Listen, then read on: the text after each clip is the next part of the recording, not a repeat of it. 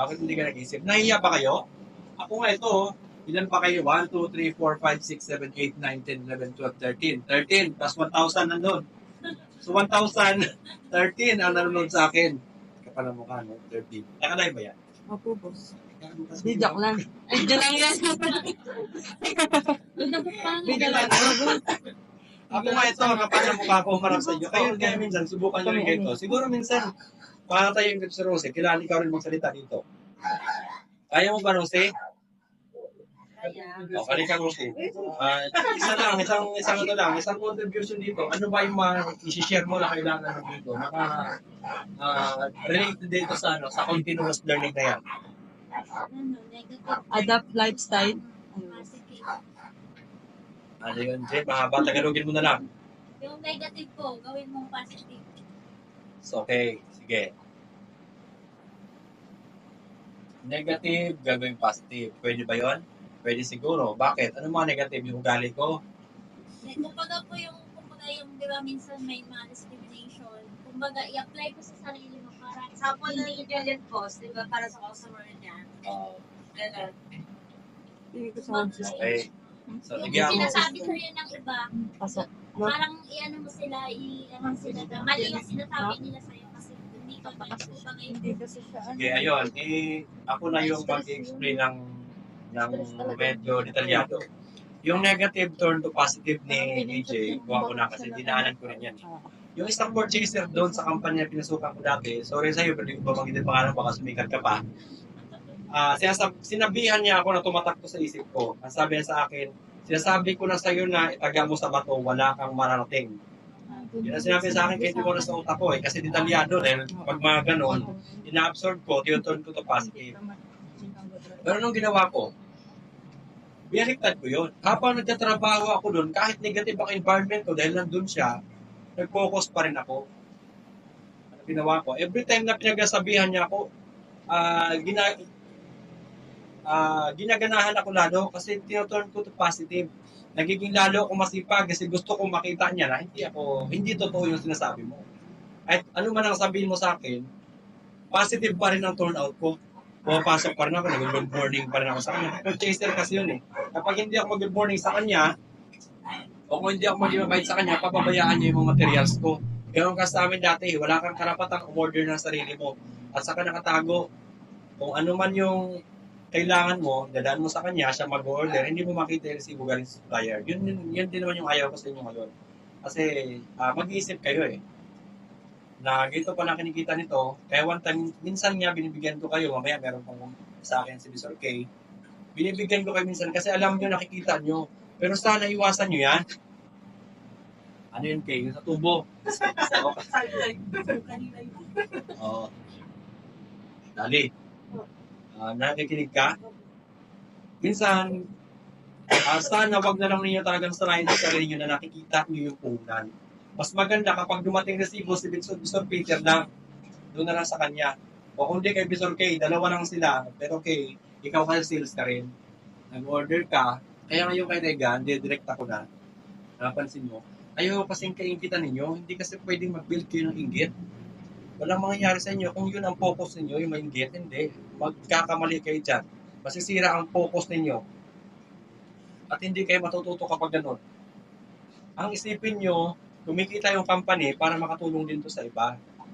At yung sa inyo naman, binibigay naman din ng maayos. Okay ba yun? Minsan nakikita nyo, nag-overprice tayo kasi ang nangyayari niyan, nakaka-discount tayo. Example na lang doon sa nangyari sa client ni Dali. 7,000 na benta yung Mindor, pero Dali binalik ko. O, di ba? Dahil ayaw ko makita mo at saka malalaman mo rin sa huli na gano'n palang puhunan nun. Sinasabi ko sa inyo para open kayo na nalalaman nyo pero hindi nyo dapat kainggitan kasi oras na mainggit kayo, masisira talaga kayo dyan. Tama kayo lahat. Ako sa sarili ko wala akong inggit. Nakita nyo ba kung gaano ako simple? Sasakyan ko yan at yan pa rin. Pero kung tutusin, kaya kong business mas maganda dyan. Maraming mga may-ari ng hardware dito na ang gaganda ng masasakyan nila. Yung una, malalaki yan sila, hindi ako nainggit. Na-motivate ako. Bakit naabot nila yan? Kaya ko rin siguro yan. Hindi yung pag nainggit ka kasi gagawa ka ng paraan, sirain yan eh. Diba? Ang inggit masama eh. Negative yan. Pero kung ito turn to positive mo, yung nakikita mo sa iba, iisipin mo na baka kaya ko rin yan, at paano kaya niya nagawa yan, positibo rin mismo sa personality mo yan, sa pagkatao mo yan. Tama? O pero kung inggit yung pinairal mo, kumikita si boss sa 1 million, samantala ako 25, 30,000 na isang buwan. Ano gagawin mo? Sino ang sisirahan mo? Sarili mo.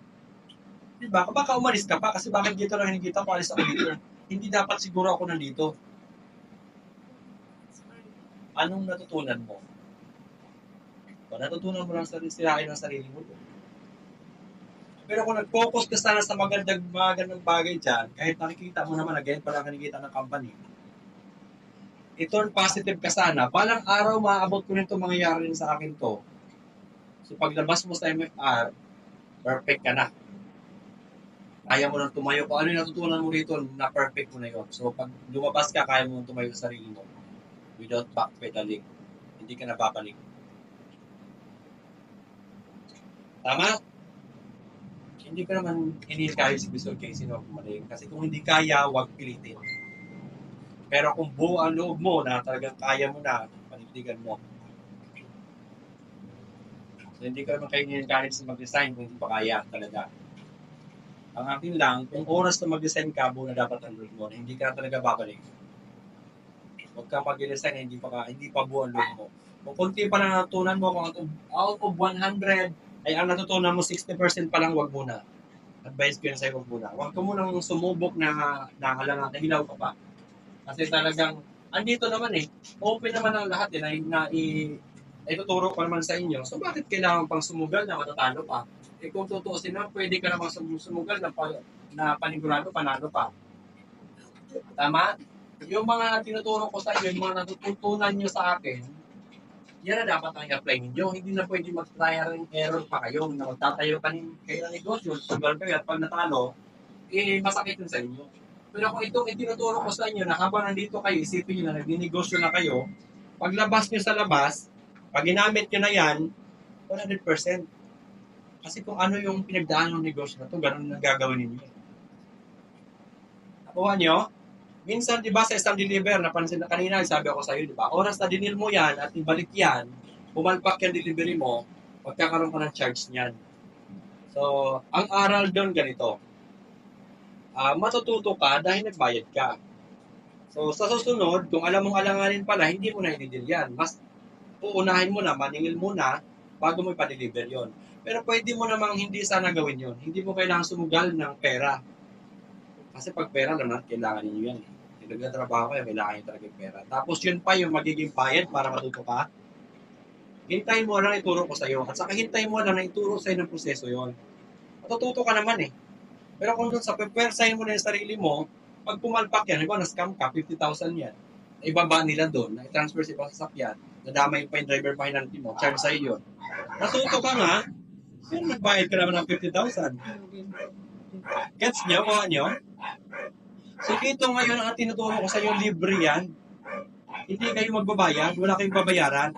Pagdating nyo sa labas, kung anong natutunan nyo dito, may apply nyo sa labas, na libre nyo nakuha dito. Kesa mag-try and error kayo. Pagtatayo ka ng negosyo, 60% pa lang alam mo.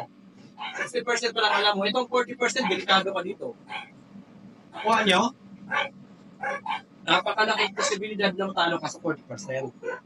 Kaya kung may pagkakataon ka pa, dahil matagal ka pa, may mahaba pa ang panahon mo rito, kung hanggang saan ka matuto dito, kung kailan matatapos ang pagkatuto mo dito, i-grab mo yung oportunidad na natututo ka dito, hindi lang na sumasahod ka.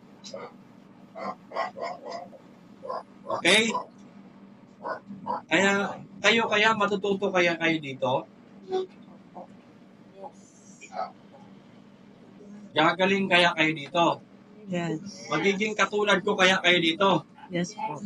Sige, mga pagmumukha nyo, tatandaan ko yan, magkikita-kita tayo. Dapat pag nagkikita tayo sa isang table na malaki, puro tayo negosyante lahat. Yes. Yes. Yes. Tanda mo pagmumukha mo. Ikaw, Jocelyn. Ikaw, Visual Casey, kailangan mo yan. Kayo mga bata pa kayo, napakalaki ng oportunidad sa inyo. Marami pa kayong panahon, marami kayong oras.